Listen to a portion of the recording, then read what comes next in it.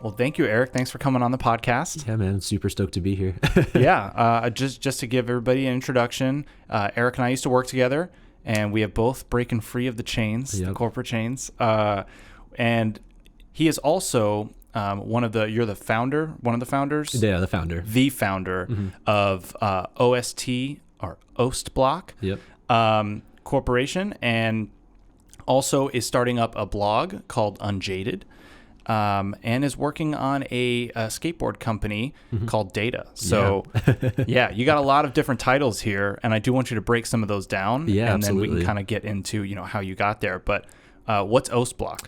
So OSTbloc is really kind of like a thought experiment, art project type of thing. But I wanted to make it a business because it's very difficult for artists to be able to sustain themselves nowadays. Like the trope of like the starving artist, it's not good. Yeah, it's not. It's a very romantic concept, but in reality, like, you should be able to eat and survive and prosper off of the things you do. So creating OSTbloc kind of allowed an umbrella for me to be able to pursue different projects and keep everything organized, while also like creating some continuity throughout the whole process.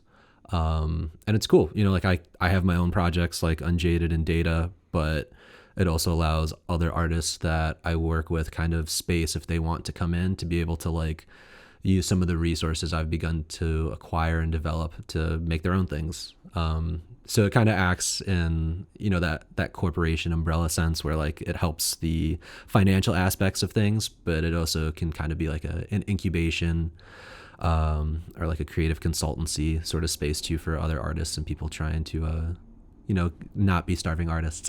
Yeah.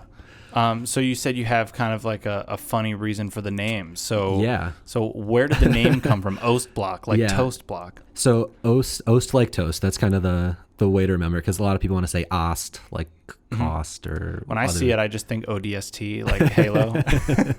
So Ost is German for East, Block is block in German. And in high school, I took 4 years of German culture and language classes, and I just kind of became pretty interested in things.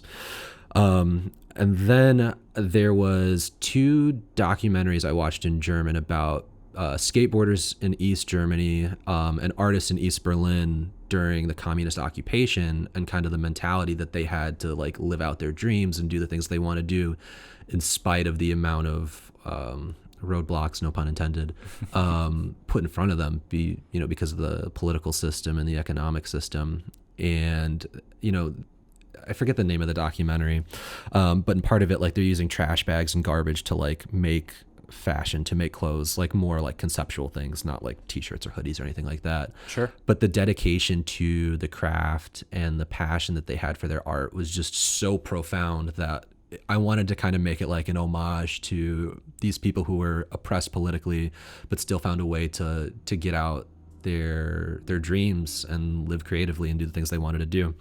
So OSTbloc, Eastbloc is really like a tribute to them, and it was inspired by them.